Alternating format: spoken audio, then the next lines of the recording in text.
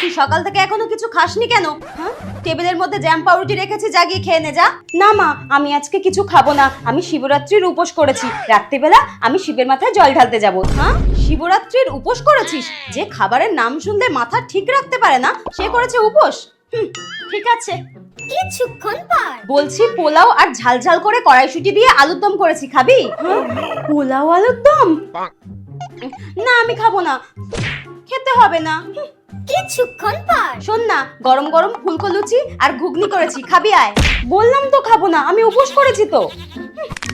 উফ, মাকে তো বলে দিলাম শিবরাত্রির উপোস করব, এদিকে খিদেতে আমার পেট জ্বলে যাচ্ছে। বলছি শোন না, সাবু মেখেছি খুব সুন্দর করে দুধ কলা দিয়ে, তুই তো খেতে ভালোবাসিস, খাবি? হ্যাঁ, সাবু মাখা? ঠিক আছে মা, আমি আর উপোস টুপোস করবো না, তুমি আমাকে এক বাটি সাবু মাখা দাও। আয়।